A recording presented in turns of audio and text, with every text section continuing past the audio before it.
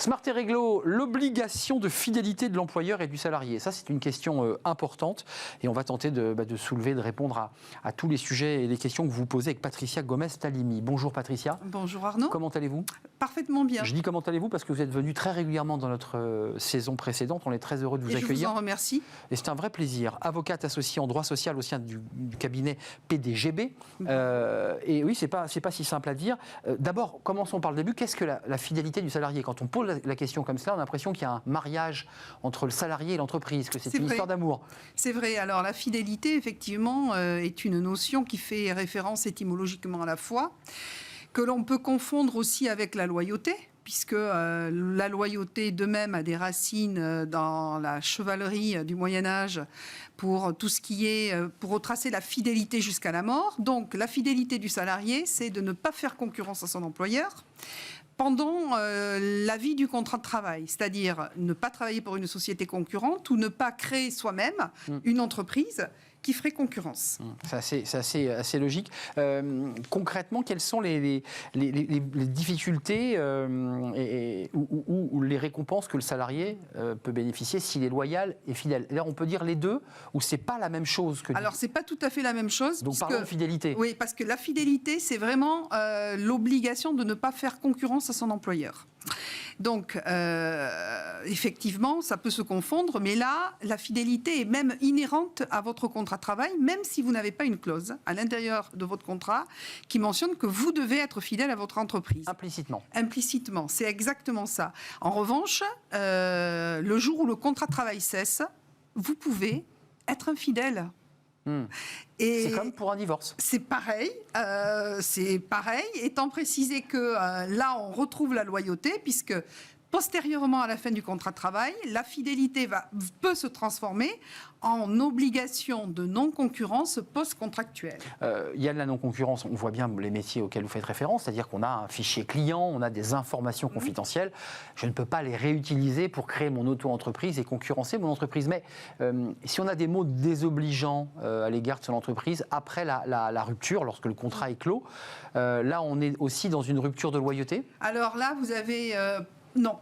Je ne parlerai pas de loyauté. D'accord. Je parlerai simplement des principes essentiels de la vie, à savoir, vous devez, par exemple, ne pas vous livrer à des actes de parasitisme, quand bien même vous n'avez pas une clause de non-concurrence post-contractuelle, vous ne devez pas appeler les clients de votre ancien employeur en leur disant « moi, je me fais fort de vous fournir tel prix et de casser les prix ou de dire « mon ancien employeur était un escroc, moi, je vais faire en sorte que tout se passe extrêmement bien au meilleur prix. » Donc ça, effectivement, vous ne pouvez pas le faire, mais non pas au niveau par rapport à votre obligation de fidélité, puisqu'elle a expiré. Elle a expiré, nous sommes d'accord. Question intéressante, comment le salarié est récompensé justement de sa fidélité? Parce qu'on évoquait les cas où il n'était ni fidèle ni loyal, mais comment on le récompense, sa fidélité? Alors, vous avez déjà ce qu'on appelle la prime d'ancienneté, qui est assez fréquente dans les conventions collectives. Classique. Alors, il y a parfois des petites spécificités, notamment, par exemple, chez les journalistes. Tout à fait.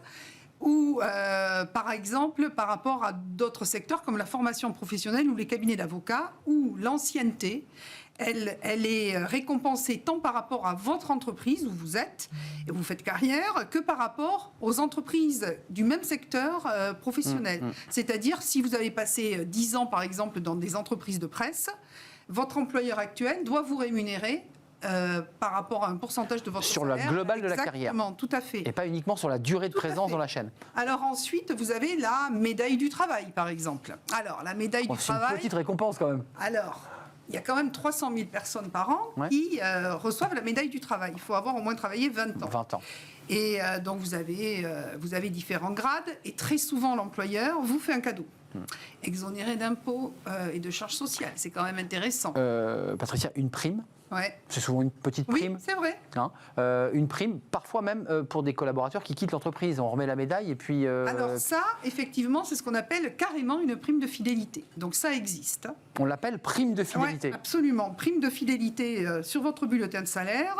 Alors, étant précisé que des employeurs ont beaucoup d'imagination, puisqu'ils ont...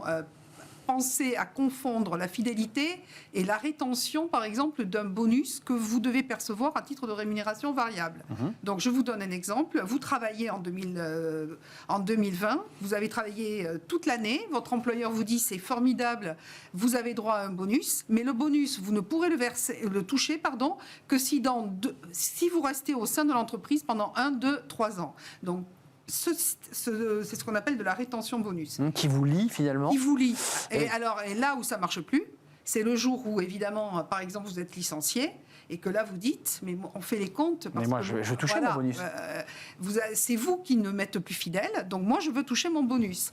Alors, vous avez aussi ce qu'on appelle des stock options ou des actions gratuites qui sont assez fréquentes, notamment dans les grandes entreprises, pour vous récompenser.